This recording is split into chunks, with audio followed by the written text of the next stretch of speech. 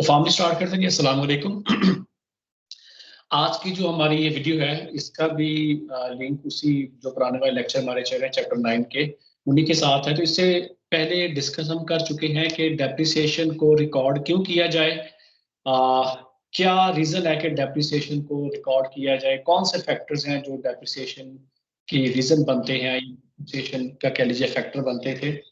तो वो डिस्कस किए। फिर हमने ये बात की कि डिफरेंट मेथड्स ऑफ डेप्रिसिएशन हमारे पास अवेलेबल होते थे, वो डिस्कस हुए। देन उसके बाद इश्यूज इसमें क्या आते थे। फिर हमने कॉस्ट का कॉन्सेप्ट देखा कि कॉस्ट उसमें कैसे कैलकुलेट होती है, कौन सी आइटम कॉस्ट का पार्ट बननी चाहिए, कौन सी नहीं बननी चाहिए। तो ये इशू जो कि आपके सामने स्क्रीन पर शो हो रही है पहले डिस्कस हो चुके हैं इससे प्रीवियस लेक्चर्स में। तो हमने ये बात की थी कि आज का जो हमारा टॉपिक है उसमें हम डिस्कस करने जा रहे हैं, ये करेंगे मेथड्स ऑफ डेप्रिसिएशन, जिसमें सबसे पहला मेथड था स्ट्रेट लाइन मेथड। किस तरह के एसेट्स पे यूज होना चाहिए स्ट्रेट लाइन मेथड। मैंने पहले बात भी की थी कि ऐसे एसेट्स जिन पे कह लीजिए कि बेनिफिट्स जो मिलने हैं फ्यूचर में वो इक्वल बेनिफिट्स, आपको स्ट्रेट बेनिफिट्स मिल रहे हो। मतलब जब तक आपके पास एसेट वो बिजनेस में है तब तक आप उससे इक्वल बेनिफिट्स ड्राइव करते रहते हैं। एग्जांपल आपके साथ डिस्कस की थी, जैसे फर्नीचर है, स्प्रिंकलर्स हैं। अच्छा, इसी तरह कोई और लॉन्ग टर्म एसेट जिससे आप जब तक यूज करें तो आपको इक्वल उससे कह लीजिए कि बेनिफिट्स जो है वो ड्राइव होते रहें। तो अब अमाउंट यहाँ से जो मिलेगी इट मीन्स वो through out the year same amount मिलेगी, इक्वल अमाउंट मिलेगी। अब इसका मैकेनिज्म क्या है, फार्मूला क्या है, बहुत ही इजी मेथड है जी। आपके सामने स्क्रीन पर देखिए लिखा हुआ है कि अगर हर ईयर की डेप्रिसिएशन कैलकुलेट करना है आपने, तो आपके पास बेसिकली फार्मूला है कॉस्ट माइनस सैलवेज वैल्यू और होल डिवाइडेड बाय किस पे है, यूजफुल लाइफ इन ईयर्स। तो अब मैं इसमें वन बाय वन जो तीनों यहाँ पे वेरिएबल यूज हो रहे हैं, जो तीनों फैक्टर हैं, कॉस्ट का, सैलवेज वैल्यू का और यूजफुल लाइफ का, इन पे बात करते हैं। कॉस्ट बेसिकली हमने ये पहले बात की कि वो अमाउंट जो एक एसेट को इकोनॉमिक एक्टिविटी के लिए रेडी करने तक के लिए जितनी भी अमाउंट्स एक्सपेंडिचर्स आपको पे करना पड़े वो कॉस्ट का पार्ट है। यानी कि तमाम वो आउटफ्लो ऑफ मनी जो किसी एसेट को इकोनॉमिक यूजेज के लिए रेडी करने के लिए आपको पे करना पड़ेगा, आपकी कॉस्ट का पार्ट था। देन हमारे पास है जी यहाँ पे सैलवेज वैल्यू। अच्छा, यहाँ वर्ड लिखा गया सैलवेज वैल्यू, इसके साथ अप्रोप्रिएट स्टेटमेंट ये होनी चाहिए एस्टिमेटेड सैलवेज वैल्यू। क्या होनी चाहिए जी, एस्टिमेटेड सैलवेज वैल्यू यहाँ पे आना चाहिए वर्ड। तो साथ आप यहाँ पे वर्ड साथ ऐड कर लें एस्टिमेटेड का। अब कॉस्ट तो एक एक्चुअल अमाउंट आ गई और सैलवेज वैल्यू क्या है, ये भी एस्टिमेटेड है, ये एस्टिमेट अमाउंट है। क्यों एस्टिमेट किया जाता है, इसलिए कि एसेट जब आपने डिस्पोज ऑफ करना है वो जब यूज हो जाएगा, फुली यूज हो जाएगा, आपने 5 साल 10 साल 20 साल जितने भी टाइम पीरियड के लिए किसी एसेट को बाय किया, तो आपने एस्टिमेट किया उसकी लाइफ है 10 साल। तो 10 ईयर्स के बाद उस एसेट ने क्या हो जाना है, सेल हो जाना है। जब सेल करोगे तो आफ्टर 10 इयर्स आपको जो वैल्यू मिल सकती है वो एक आपका एस्टिमेशन ही हो सकता है ना, प्रोफेशनल जजमेंट्स की बेस पर, एक्सपर्टीज की बेस पर आपको आइडिया होता है। अच्छा, इसी तरह जो यहाँ पर हमने डिनोमिनेटर में वर्ड यूज किया हुआ वो है life, useful life in years, ये वाली जी, यूजफुल लाइफ इन ईयर्स। अब ये जो यूजफुल लाइफ इन ईयर्स मेरे पास है, इसको अगर देखा जाए तो ये भी एस्टिमेशन ही है ना। अब फॉर एग्जाम्पल एक इंजीनियर आपको कहता है जी कि ये मशीन आपकी चलेगी 7 ईयर्स तक, हो सकता है कि वो 6 ईयर चले या 8 ईयर चले या 10 साल चले। तो इट मींस जो लाइफ है ये भी एक एस्टिमेशन होती है। अब ये एस्टिमेशन के लिए आपको पता है इंजीनियर्स होते हैं, वेंडर्स होते हैं, जो सप्लायर मैन्युफैक्चर होता है वो बताता है कि ये लाइफ इसकी इतनी हो सकती है। तो इसी तरह कह लीजिए कि बिजनेस का अपना पास्ट का एक्सपीरियंस, एक्सपर्टीज या मार्केट का सर्वे जो होता है वहां से भी आपको आइडिया हो जाता है कि इन दोनों वैल्यूज की जो एस्टिमेशन है सैलवेज वैल्यू की या लाइफ की, ये कितनी हो सकती है। तो समहाउ ये एस्टिमेशन जितनी बेहतर होगी उतने इश्यूज आपको कम फेस करना पड़ेंगे, क्योंकि ये जो कॉस्ट है इसमें से देखा जाए सैलवेज वैल्यू माइनस होती है, तो जितनी अप्रोप्रिएट, जितनी रियलिटी के क्लोज वैल्यू होगी उतनी वो डेप्रिसिएशन की अमाउंट करेक्ट आएगी। इस तरह लाइफ भी जितनी उसकी कह लीजिए कि रियलिटी के ज्यादा नियर होगी उतना डेप्रिसिएशन का एक्सपेंस भी ज्यादा आपका एक्यूरेट होगा। इसलिए मैंने कहा कि ये जो प्रोफेशनल्स होते हैं, जो पास्ट एक्सपीरियंस, एक्सपर्टीज, मार्केट का सर्वे है, इंजीनियर्स हैं, या इस तरह से कह लीजिए कि जो मैन्युफैक्चरर है, वो आपको नॉर्मली बता देते हैं कि ये लाइफ कितनी हो सकती है उस एसेट की जो आप परचेज कर रहे होते हैं। तो जी फार्मूला में देखा जाए तो यहाँ पर हमारे पास कॉस्ट है, सैलवेज वैल्यू, यूजफुल लाइफ है। एग्जांपल ले लेते हैं जी एक, ताकि एग्जांपल से थोड़ा ज्यादा केस क्लियर हो जाएगा। कि हम कहते हैं कि एक एसेट हमारे पास है जिसकी कॉस्ट है $10,000 और उसकी सैलवेज वैल्यू जो एस्टिमेट है वो $1,000 कि सपोज लाइफ उसकी 5 ईयर है। तो 5 इयर्स के बाद उस एसेट को जब सेल किया जाएगा स्क्रैप डीलर को, तो उस वक्त स्क्रैप वैल्यू भी कह लेते हैं। अच्छा, इसी तरह इसको कह लीजिए कि रेजिडुअल वैल्यू का नेम भी दिया जाता है, जो बची कुची वैल्यू होती है। तो खैर ये सैलवेज वैल्यू को शो करते हैं। तो 1000 जो है वो 5 ईयर के बाद जब एसेट को डिस्पोज ऑफ किया जाएगा, तो सेल करके आपको उस वक्त 1000 की जो कैश की प्रोसीडिंग है वो मिल सकती है। 5 ईयर इसकी लाइफ है जी, तो वो एज इट इज लिख दिया। बड़ा ही सिंपल है, देखिए 10,000 में से 1000 माइनस किया तो आंसर आता है 9000, और 9000 को डिवाइड किया जब 5 ईयर्स पे, तो आंसर आ गया आपका 1800 जो है वो पर ईयर। तो अब इट मींस फर्स्ट ईयर में डेप्रिसिएशन कितनी रिकॉर्ड की जाएगी? 1800। सेकंड ईयर में कितनी लिखी जाएगी? 1800। थर्ड में भी 1800, फोर्थ में भी 1800, फिफ्थ में भी 1800। तो 5 इयर्स तक एक ही अमाउंट 1800 स्ट्रेट अवे रिकॉर्ड कर दी गई एज एन एक्सपेंस। तो इसलिए इसको स्ट्रेट लाइन के स्ट्रेट इक्वल अमाउंट होता है, इसका जब ग्राफ बनाएंगे तो वो भी स्ट्रेट बनेगा। एक्स एक्सेस के आप देखा जाएंगे तो पैरेलल होगा, वो बिल्कुल स्ट्रेट आपका ग्राफ बन सकता है डेप्रिसिएशन एक्सपेंस का, कि एक ही अमाउंट आपकी एक ही लाइन से ऐसे पैटर्न बनाती नजर आएगी। अब 5 ईयर में देखा जाए 1805 टाइम आया है, दैट शोज कि 9000 डेप्रिसिएशन हो गई है। ठीक है, और हमने भी कितनी इंटेंशन शो की थी डेप्रिसिएशन करने की? 9000 के 10,000 में से 1000 तो मुझे मिल जाएगा, तो फिर इट मींस डेप्रिसिएशन कितना होना चाहिए? डेप्रिशिएट होना चाहिए 9000, तो इसलिए उसको 9000 डेप्रिशिएट कर दिया गया। तो वैसे भी देखा जाए 5 साल में इस एसेट में कितना डेप्रिशिएट होना था? 9000, तो 9 आपको यहाँ मिला है। ठीक है जी, स्ट्रेट वैल्यू, देखिए नाम से स्ट्रेट लाइन। होपफुली ये क्लियर हो चुका होगा जी कि इसमें बहुत ही सिंपल था। सेकंड हमारे पास जो मेथड वहां पे था वो था यूनिट ऑफ प्रोडक्शन या यूनिट ऑफ आउटपुट मेथड। तो ये भी बहुत ही सिंपल है जी, जैसे स्ट्रेट लाइन का फार्मूला है वैसे ही इस मेथड का फार्मूला है कि cost minus salvage value, estimate salvage value sorry, और डिवाइड करना है लाइफ पे। यहाँ जो लाइफ है वो नंबर ऑफ ईयर्स में नहीं होती यूनिट ऑफ प्रोडक्शन में, रादर लाइफ किस में होती है? यूनिट ऑफ प्रोडक्शन में। ये किस तरह के एसेट्स पे एप्लीकेबल होता है? ऐसे एसेट्स जिनकी लाइफ जो है वो कह लीजिए कि एंड हो जानी है, जिन एसेट्स ने यूज हो जाना है, एग्जॉस्ट हो जाना है with their productivity, with their production, कि जिनकी लाइफ कह लीजिए कि बेस करती है ऑन द प्रोडक्शन। आप फोटोकॉपियर यूनिट की एग्जांपल ले लें, अगर आप कह लें जीरोक्स बाय करते हैं, कोई फोटोकॉपी मशीन परचेज करते हैं, तो सारी बात है आपको आपका सप्लायर या मैन्युफैक्चरर बताता है कि ये 5 लाख फोटोकॉपी प्रोड्यूस करेगी, प्रिंट लेगी। तो वो 500,000 जो प्रिंट्स हैं वो हो सकता है कि आप लोग इन फर्स्ट 2 इयर्स में ले लें, या इन 5 इयर्स या इन 6 इयर्स में ले लें। तो लाइफ किस पे डिपेंड कर रही है?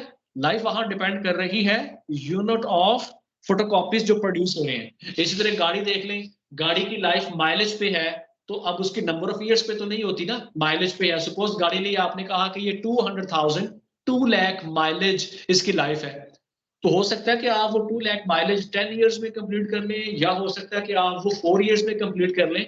It depend on your usage. तो इसलिए गाड़ी की जो लाइफ है वो भी माइलेज पे है, तो उसके लिए माइलेज उसकी प्रोडक्शन है, उसके लिए यूनिट है। अच्छा, इसी तरह कह लीजिए कि एक कंपनी है जो कह लीजिए कि शू मैन्युफैक्चर करती है।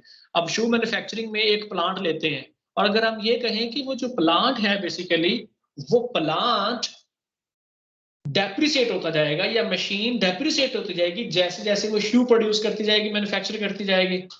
मतलब वो हम कहते हैं जी कि एक जो वो शू मैन्युफैक्चरिंग कंपनी है उसने जो मशीनरी परचेज की है उसकी कैपेसिटी है 36,000 पेयर्स या शूज को प्रोड्यूस करना। इट मींस वो 36,000 पेयर्स हम एक साल में उससे ले लें, 2 इयर्स में ले लें, 3 इयर्स में ले लें, एंड डिपेंड ऑन आर के लिए डिमांड और नीड या मार्केट फोरकास्ट के मार्केट से कितनी डिजायर है, डिमांड है, सॉरी डिजायर कह रही है, कितनी डिमांड जनरेट हो रही है, तो आप उसको वहां पर कैटर करने के लिए प्रोडक्शन करेंगे। तो जैसे जैसे वो मशीन शूज को प्रोड्यूस करती जाएगी वैसे वैसे वो क्या होती जाएगी, डेप्रिसिएट होती जाएगी। तो उस इस तरह के एसेट्स पे कि जिनकी लाइफ डिपेंडेंट हो प्रोडक्शन पे, यूनिट्स पे, वहां पे आप ये मेथड यूज करेंगे। वहां पर आप ये वाला मेथड यूज करेंगे जो अभी आपके साथ हमने डिस्कस किया, तो यूनिट ऑफ प्रोडक्शन मेथड। ठीक है जी। अच्छा, इसी तरह प्लीज जो है वो हम इसकी देखते हैं जी, इस मेथड को अप्लाई कैसे करना होता है। तो इसमें बेसिकली 2 स्टेप्स हमारे पास इन्वॉल्व होते हैं। पहला स्टेप हमारे पास है यहाँ पर कि ये जो हम मेथड यूज करेंगे कि हम उसमें कैलकुलेट करते हैं depreciation rate. Depreciation rate per unit calculate करते हैं। तो वो रेट हमें कैसे मिलता है, स्ट्रेट लाइन का जो फार्मूला है उसी को थोड़ा सा अमेंड करके, cost minus estimated salvage value whole divided by estimated number of production या यूनिट ऑफ प्रोडक्शन। तो यहाँ से हमें मिल जाता है रेट। वो देखिए यही रेट जो यहाँ से कैलकुलेट होगा वो कहलाएगा डेप्रिसिएशन पर यूनिट, और वो यहाँ यूज होगा स्टेप 2 में। फिर जितने यूनिट प्रोड्यूस हुए हैं उतने से मल्टीप्लाई कर देंगे। सपोज कर ले मैं कहता हूँ एक फोटोकॉपी करने की डेप्रिसिएशन है 50 सेंट्स। तो अगर 2 फोटोकॉपीज हो जाएंगी तो कितनी डेप्रिसिएशन हो जाएगी, $1। 3 फोटोकॉपीज प्रोड्यूस हो जाएंगी तो $1.5। 4 पेज प्रिंट लेते हैं या फोटोकॉपी से तो कितनी हो जाएगी डेप्रिसिएशन, $2। कैसे कि एक पेज की डेप्रिसिएशन कितनी है जब भी वो प्रिंट लिया जाता है, $0.5। और कितने पेज प्रिंट लिए गए हैं, 4। तो 4 मल्टीप्लाई बाय 0.5, 0.5 एक पेज की डेप्रिसिएशन है, 4 नंबर ऑफ पेजेस, तो 4 मल्टीप्लाई बाय 0.5 $2 बन जाता है। तो इसलिए यहाँ पे हम कह रहे हैं कि जो आपकी डेप्रिसिएशन की अमाउंट कैलकुलेट होती है पर यूनिट, उसको मल्टीप्लाई कर दिया जाता है number of units produced in the period के साथ। 4 है तो 4, 1000 है तो 1000, जितने भी हैं उसके साथ मल्टीप्लाई कर देंगे। अब एक एग्जांपल लेते हैं इसी तरह से जी, कि हम कहते हैं जी हमारे पास एसेट की कॉस्ट थी $10,000, सैलवेज वैल्यू थी $1,000, और एस्टिमेट किया जा रहा है कि जो शूज प्रोड्यूस किए जा सकते हैं या मैन्युफैक्चर किए जा सकते हैं वो है 36,000 यूनिट्स या 36,000 शूज या पेयर ऑफ शूज। तो अब जब इसको सॉल्व करते हैं तो 9,000 को डिवाइड किया 36,000 पे, तो हमें अमाउंट मिली, आंसर मिला $0.25 पर शेयर, यानी कि 25 सेंट पर शेयर डेप्रिसिएशन है, पर शू सॉरी डेप्रिसिएशन है। 25 सेंट्स पर शू डेप्रिसिएशन है, यानी कि एक पेयर ऑफ शू जब बनता है, एक शू जब मैन्युफैक्चर होता है, प्रोड्यूस होता है, तो डेप्रिसिएशन का एक्सपेंस कितना हो जाता है, 25 सेंट। अगर 2 पेयर्स प्रोड्यूस हो, 2 शूज प्रोड्यूस हो तो 2 से मल्टीप्लाई करते हैं 50 सेंट्स, और अगर 4 शूज प्रोड्यूस हो तो 4 से मल्टीप्लाई करते हैं 25 सेंट्स को, तो $1 बन जाता है। अब यहाँ पे कह रहा है जी कि सपोज कर लीजिए फर्स्ट ईयर में 7,000 शूज प्रोड्यूस हुए हैं, तो फिर 7,000 को मल्टीप्लाई करता किसके साथ में, $25 पर शेयर के साथ, सॉरी $25 कह दिया मैंने, $0.25 या 25 सेंट को मल्टीप्लाई कर देता है। ठीक है जी। तो ये बेसिकली देखा जाए तो आपका यहाँ पर ये 7,000 शूज हमने कहा कि अगर फर्स्ट ईयर में, इसी तरह सेकंड ईयर में अगर प्रोड्यूस होते 3,000 शूज तो 3,000 से मल्टीप्लाई कर देता। फोर्थ ईयर में कह लीजिए अगर 1,000 प्रोड्यूस होते हैं तो 1,000 से मल्टीप्लाई करता। और इसी तरह कह लीजिए कि जो इसके बाद वाला ईयर आता उसमें अगर कह ले कि सपोज 10,000 प्रोड्यूस हो जाते, 12, 15 कोई भी नंबर ले ले, तो फिर उससे मल्टीप्लाई कर देता $0.25 को, तो आपको डेप्रिसिएशन की अमाउंट मिल जाती। तो इसमें डेप्रिसिएशन की अमाउंट डिपेंड कर रही है किस पे, प्रोडक्शन पे, जितनी प्रोडक्शन है उसके लिहाज से ये कैलकुलेट हो रही है।